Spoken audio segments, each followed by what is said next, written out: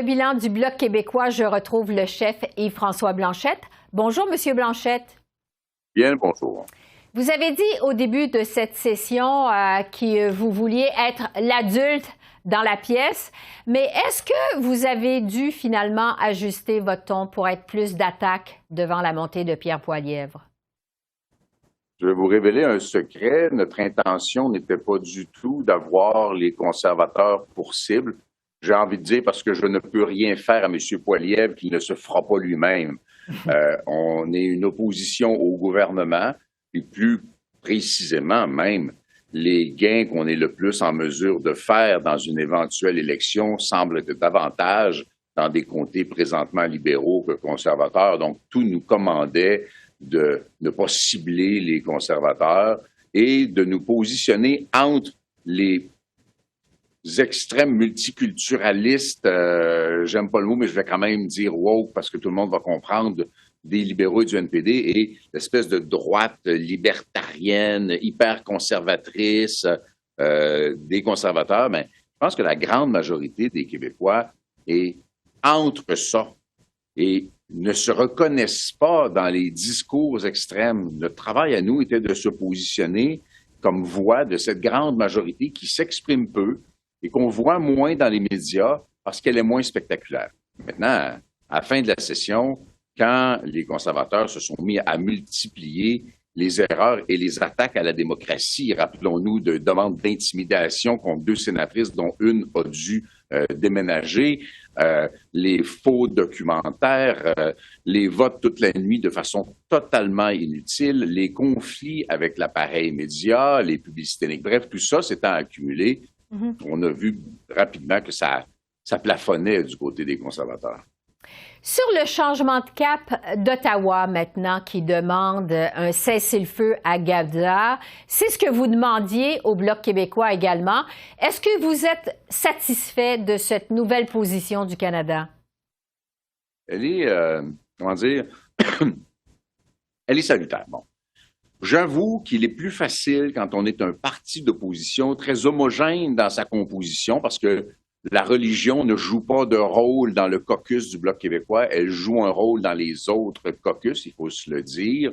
C'est plus facile pour nous d'aller plus vite, de demander plus vite une trêve, de demander plus vite un cessez-le-feu. Mais on avait dit, et tant mieux si le gouvernement a adopté la même position, je salue ça sans arrière-pensée, mais on avait dit quand même que ça prend un moyen pour le mettre en œuvre. Ça ne veut rien dire un cessez-le-feu si on ne met pas entre les partis une force internationale qui va, d'une part, neutraliser le Hamas et qui va, d'autre part, contenir les élans d'Israël qui ont coûté la vie à beaucoup trop de civils à Gaza.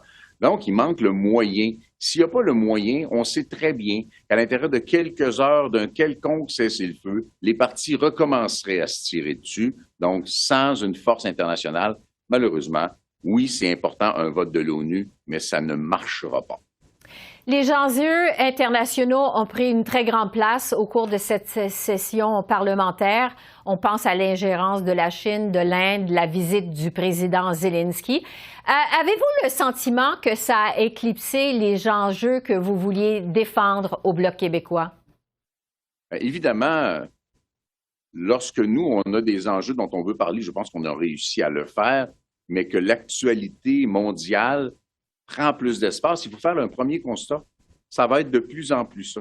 On est de plus en plus nombreux sur une seule planète qui fait figure d'être de plus en plus petite, avec de plus en plus de confrontations, avec des enjeux climatiques qui sont d'emblée internationaux, avec la réémergence de blocs très grands, hostiles les uns aux autres, avec une Russie qui est un voyou international incroyable, avec la Chine qui a l'œil sur Taïwan en plus de vouloir rayonner puis de coloniser monétairement l'Afrique. Il y a plein d'enjeux de ce type-là qui changent la réalité du Québec et qui changent la réalité du Canada et dont on doit s'occuper. Mais ça ne doit pas négliger que le monde a aussi un enjeu de migration, donc d'immigration pour le Canada, donc de capacité d'intégration et de réussite de l'immigration au Canada comme conséquence d'une mouvance internationale à laquelle on ne se soustraira pas. Et au Québec, C'est singulier. On veut bien accueillir, on veut réussir l'immigration, puis on veut aussi donner le premier outil de l'immigration.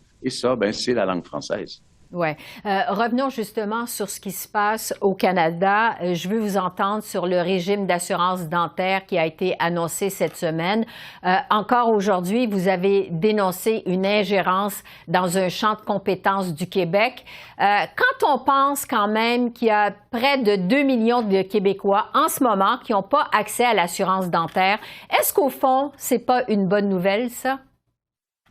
OK, donc ça veut dire qu'à partir de maintenant, à chaque fois où l'un ou l'autre préfère ce qui se dit à Ottawa que ce qui se dit à Toronto ou à Québec ou à Victoria en Colombie-Britannique, on va abandonner l'existence d'un gouvernement provincial ou québécois qui a ses propres juridictions. On va confier ça dans les mains d'une gang d'incompétents, on va se dire à Ottawa, qui ne sont pas capables de gérer leur propre programme. Ils ne sont pas capables de gérer des programmes en santé. Ce n'est pas leur juridiction. Si les Québécois veulent autre chose à Québec ou veulent plus à Québec, ils vont voter en conséquence, mais ils vont voter à Québec pour ça. On ne va pas dire à chaque fois que ouais, je ne suis pas d'accord avec la dernière décision du gouvernement du Québec, je vais demander à Ottawa de s'en occuper. Ils vont faire quoi après quand ils ne seront pas d'accord avec la décision d'Ottawa? Demander à Québec de s'en occuper? Je nous rappelle à tous que la Constitution canadienne, le Québec n'y a jamais adhéré. Elle nous est quand même imposée. Ceux qui nous l'imposent devraient au moins la respecter.